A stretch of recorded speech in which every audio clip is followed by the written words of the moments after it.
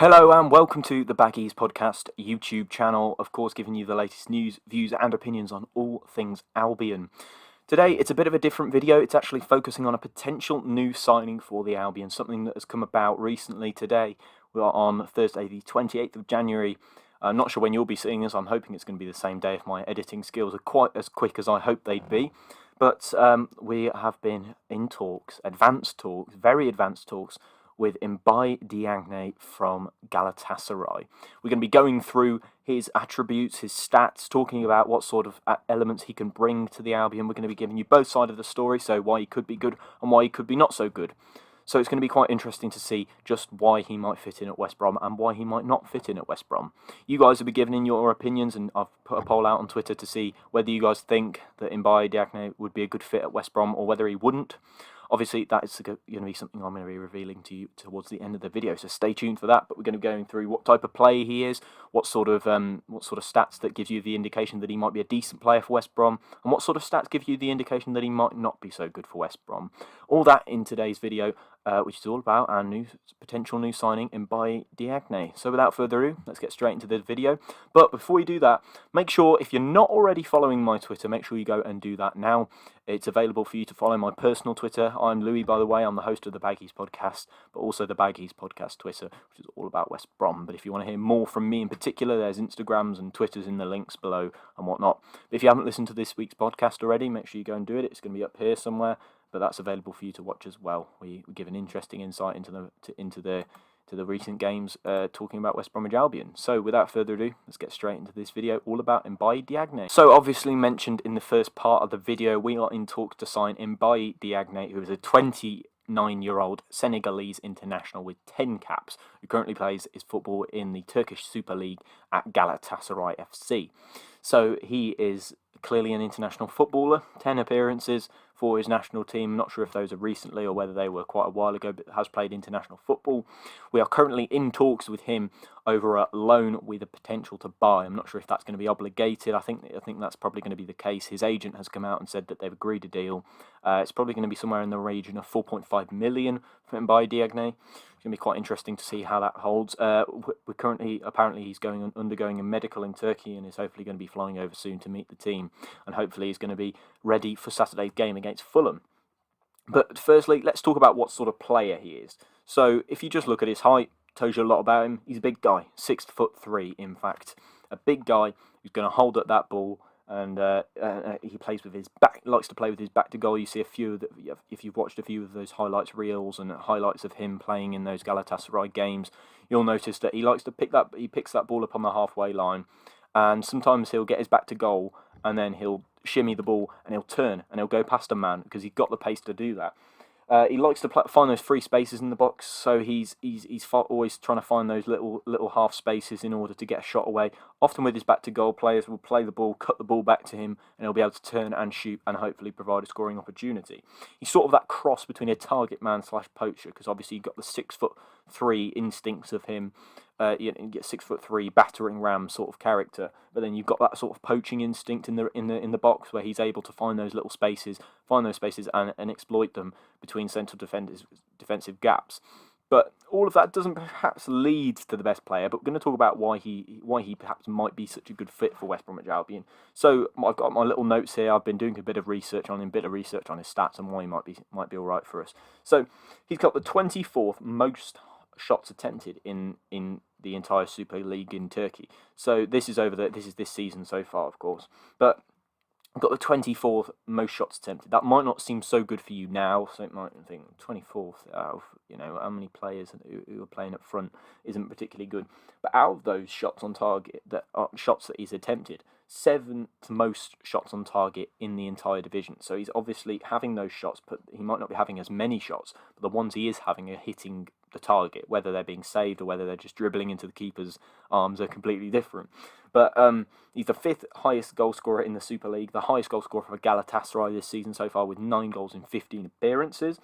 He averages 2.12 shots on target per 90 minutes, which is the most in the league. And that is quite an important stat, because all of his shots, essentially most of his shots, 2.12 shots on target per 90 is pretty good. And considering that's the most in the Turkish Super League. Turkish Super League, not the standard of the Premier League, let's be honest. It's not even one of the top 5 leagues in Europe. But it's difficult. It's still going to be difficult for you to keep getting those constant shots on target, and he's obviously doing that in his division. He averages 2.12 shots on target per 90 minutes, which is the most in the Super League. And that's quite important because he's obviously finding those half spaces. He's obviously finding those positions where he's able to get a little poke on goal, whether it's just a half chance and he's just about getting into the towards the keeper, or whether he's really having a belt from the edge of the box. He's got that goal scoring instinct, which I'm quite liking about him, which is something I've noticed. Perhaps people would argue that his goals mostly are tap-ins, which I may, you might be able to argue that, but you do have to take the positives as a West Brom fan here. There are going to be some negatives later on in this video as to why he's not so good.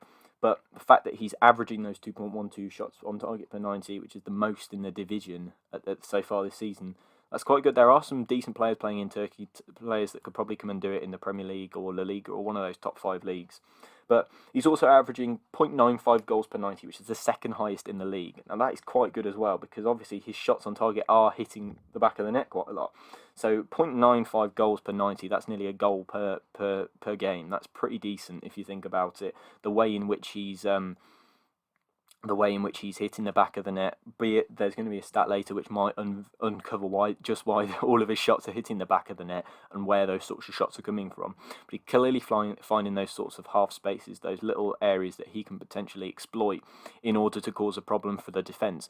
Clearly, he's a handful for the defence. He's a big guy. He's holding the ball up. He's getting his back to goal, and he's causing a bit of physical presence as well as. So, you might look at a player like Victor Anichebe, who was a lot of brawn.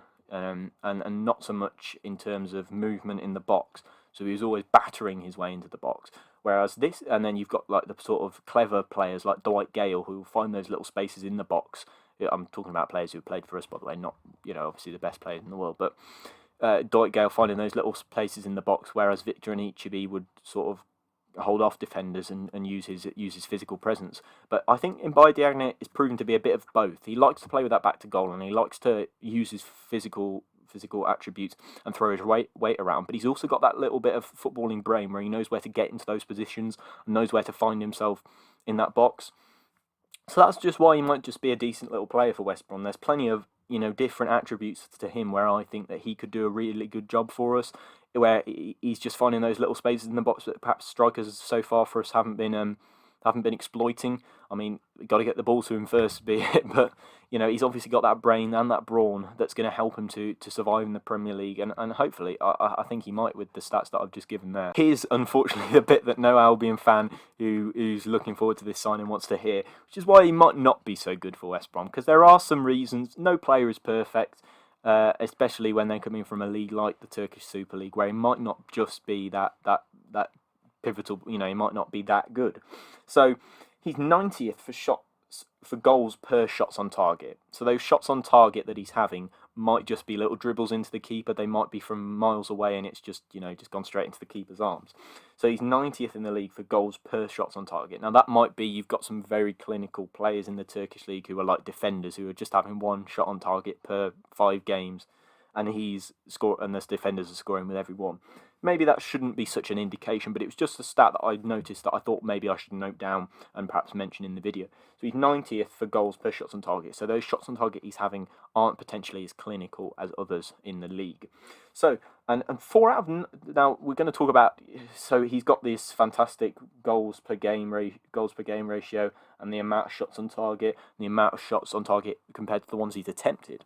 However, where are these goals coming from? What sort of goals is he scoring? Now, some of the ones, as I've mentioned, are from free spaces. He's finding those little headers at the back post. He's finding those little half spaces in which he can exploit and get a tap in, which I've seen a lot of Galatasaray fans talking about it. How they've said, oh, no, he just scores tap-ins. However, I can see a bit of cleverness in his play, and I can see a little bit of cleverness in him finding that half space and finding that ability to score. But 4 of his 9 goals were penalties this season, and that's quite annoying stat now, and you look at it, he's scored 5 goals from open play in 15 games. Now, you might argue he's still scored 9, they all go in, but you do have to say penalties, is that the area where we struggle scoring? I wouldn't say so. Pereira scored a couple of those. I mean, we did lose on penalty shootouts to Blackpool, but we don't talk about that. But 4 out of 9 of those being penalties. So that's potentially something to be a bit worried about. But at least 5 of those goals are coming from those good situations. I've watched the highlights of him scoring in some of his games. He did get sent off in his last game. I went to watch to see how he got on. I think it was against Besiktas, and he ended up getting himself sent off. So it wasn't particularly good research for me, really. But in a team that scores a lot of goals and dominates the ball, so they're 4th in the league for dominating the ball. They have 57% possession per game, and a team that scores a lot. So they scored 39 goals this season, which is the third highest in the league, and that's also where they are in the league. They're third, Galatasary. But he scored 9 of those 39 goals. So in a team that's dominating the ball, 9 out of 39, it's all right. But they've got other strikers as well who are lifting that load. And if he's going to be solely relied on in this West Brom team to get goals, I don't necessarily think he's got the attributes to do so. Maybe he'll flourish, however, under that responsibility, but it's a lot of pressure and responsibility on a guy who's never played in England before. It's a lot of pressure, a lot of responsibility. If we're going to solely rely on him for goals, I'm not quite sure we'll be able to do so.